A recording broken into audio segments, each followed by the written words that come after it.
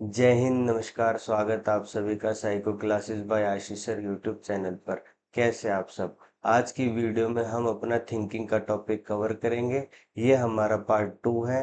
अगर आपने पार्ट 1 नहीं देखा है तो वीडियो के डिस्क्रिप्शन बॉक्स में लिंक मिल जाएगा और आप चैनल पर जाकर भी पार्ट 1 देख सकते हैं।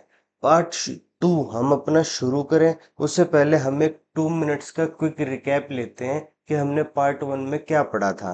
देखिए, पार्ट 1 की अगर हम बात करें तो पार्ट 1 में हमने सबसे पहले थिंकिंग का मीनिंग जाना था और उसके बाद हमने प्रॉब्लम सॉल्विंग हमारी क्या होती है, हमने उसके बारे में जानना था। उसके बाद हमारी रीजनिंग, जहाँ पर हमने इंडक्टिव और डिडक्टिव रीजनिंग के बारे में जाना था। प्रॉब्लम सॉल्विंग में हमने अपने प्रॉब्लम को कैसे सॉल्व करते हैं उसके बारे में जाना था।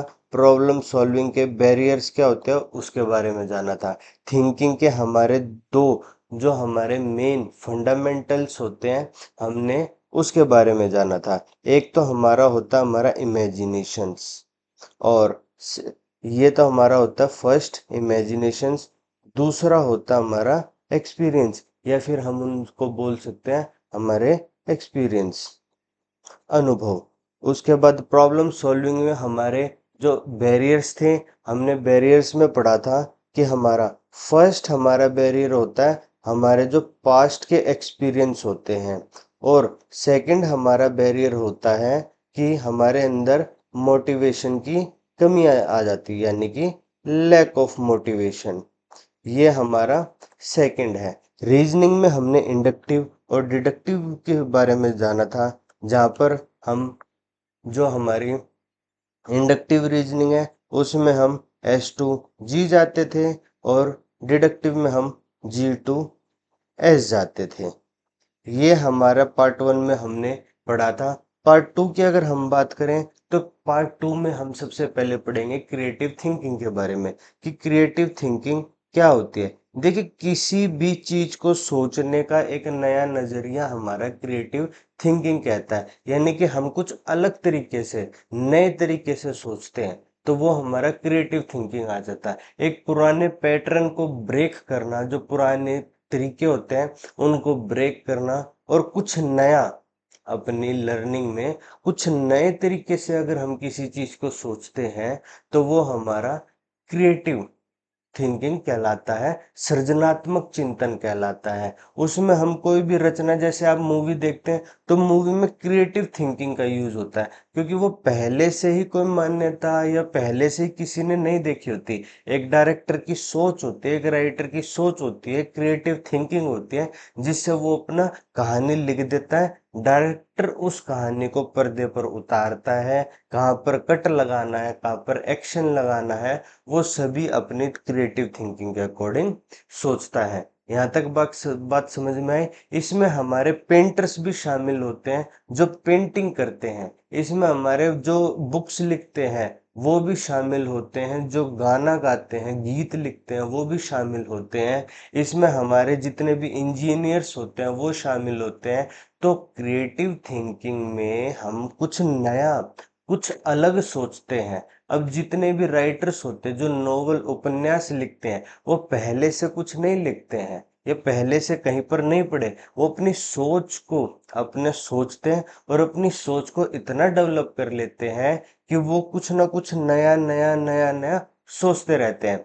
ऐसे ही हमारे जो जितने भी हमारे रिसर्चर्स होते हैं, साइंटिस्ट होते हैं, वो क्रिएटिव थिंकिंग का यूज करते हैं क्योंकि हम जब भी हम क्रिएटिव थिंकिंग का यूज करते हैं तो कुछ नया सोचते हैं, क्रिएटिव सोचते हैं, सृजनात्मक सोचते हैं।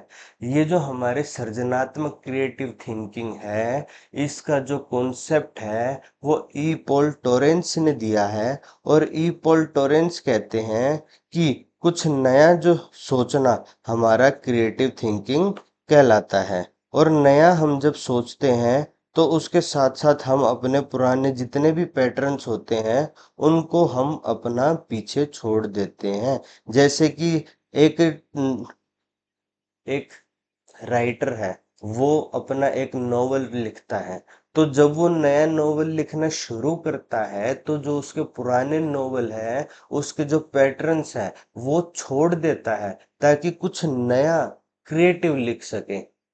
बात समझ में आई। इसके हमारे दो पार्ट होते हैं। दो पार्ट हमारे, फर्स्ट होता है कन्वर्जेंट थिंकिंग, सेकंड होता है हमारा डाइवर्जेंट थिंकिंग। और जो कि हमारा जेपी गिलफोर्ड ने दिया था।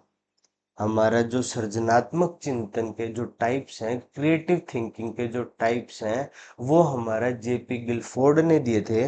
और जेपी गिलफोर्ड ने हमारे कन्वर्जेंट और डाइवर्जेंट थिंकिंग में क्या कहा था। जेपी गिलफोर्ड कहते हैं कि जो हमारा कन्वर्जेंट थिंकिंग है, जो हमारा अभिसारी चिंतन है, उसमें जो हमारी सोच का दायरा होता है वो सीमित होता है, वो हमारा लिमिटेड होता है।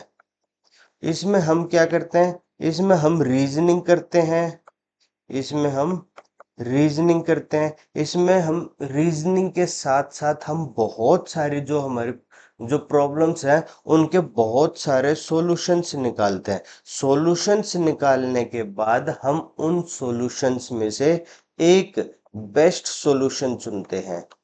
यानी कि आप कह सकते हैं कि एक समस्या, एक प्रॉब्लम और एक ही सॉल्यूशन, एक ही सॉल्यूशन, ये हमारा होता है कन्वर्जेंट थिंकिंग। यानी कि एक प्रॉब्लम और एक ही सॉल्यूशन, ये हमारा कन्वर्जेंट थिंकिंग होता है। जहां पर जैसे आपने देखा हो कि जब घोड़े भागते हैं तो उनकी आंखों पर पट्टी लगा दी जाती है ताकि वो सीधा देखें। ऐसे ही हमारे जो कन्वर्जेंट थिंकिंग है उसमें हमें मेन ऑब्जेक्टिव बता दिया जाता है। मेन ऑब्जेक्टिव, ऑब्जेक्टिव तक जाने का रास्ता। जैसे एमसीक्यू क्वेश्चंस होते हैं, हमारे पास क्वेश्चन होता है, उसके चार ऑप्शन होते हैं, हमें इन चार ऑप्शंस में से जो हमारा बेस्ट ऑप्शन होता है, जो करेक्ट होता है, हमें उस तक जाना होता है। तो वो होता है हमारा कन्वर्जेंट थिंकिंग। हम इसमें अपना लिख सकते हैं कि हमारे जितने भी एमसीक्यू क्वेश्चंस होते हैं वो हमारे कन्वर्जेंट थिंकिंग यानी कि अभिसारी चिंतन में आते हैं। इसके अपोजिट होता है डाइवर्जेंट थिंकिंग, जहां पर एक प्रॉब्लम, एक प्रॉब्लम और मैनी सॉल्यूशन, और मैनी सॉल्यूशन, ये हमारे होती है डाइवर्जेंट थिंकिंग यानी अपसारी चिंतन। देखिए डाइवर नाम से ये डाइवर्स यानी किसी चीज को डाइवर्स कर देना, एक से ज्यादा हमारा सोचना, या एक से ज्यादा हमारे किसी भी प्रॉब्लम का सॉल्यूशन निकाल लेना, हमारा डाइवर्जेंट थिंकिंग होता है। जैसे कि ऐसे टाइप क्वेश्चंस होता है। ऐसे टाइप क्वेश्चन में जैसे मैं आपसे पूछ दूं व्हाट इज क्रिएटिविटी। अब व्हाट इज क्रिएटिविटी में मैंने क्वेश्चन पुट किया छोटा सा, लेकिन जो उसका आंसर होता है वो होता है ऐसे के फॉर्मेट में, ऐसे के फॉर्मेट में। तो वो हमारा पार्ट बन जाता है डाइवर्जेंट थिंकिंग का। और अगर मैं आपसे कहूं कि फादर ऑफ क्रिएटिविटी जो क्या है, तो आप कहोगे हमें, मैं आपके का चार पॉइंट रख दूंगा, तो बताइए थॉर्नडाइक है, जेपी गिलफोर्ड साहब है, या फिर हमारे ई पॉल टॉरेंस है जो कि अभी हमने पढ़ा था, और चौथा हमारा जेपी गिलफोर्ड है। तो आप कहेंगे ई पॉल टॉरेंस हमारे क्रिएटिविटी के फादर हैं। तो ये हमारा जो एमसीक्यू क्वेश्चंस होते हैं वो हमारे कन्वर्जेंट थिंकिंग में आते हैं। बात समझ में आए। कन्वर्जेंट थिंकिंग आप इतना समझिए, एक प्रॉब्लम एक सॉल्यूशन। डाइवर्जेंट थिंकिंग एक problem many solution. Convergent thinking MCQ type question, divergent thinking ऐसे टाइप क्वेश्चन। हमारे बहुत इजी, आपको ऐसे समझ में आ जाएगा। जितने भी हमारे लिखने के फॉर्मेट है, जैसे हम ऐसे लिखते हैं, जितने भी हमारा लिखने का फॉर्मेट है वो सारा हमारा डाइवर्जेंट में आता है, और जितना हमारा टिक लगाने का फॉर्मेट है वो हमारा कन्वर्जेंट में आता है, क्योंकि हमें सिर्फ एक बेस्ट टिक लगाना होता है।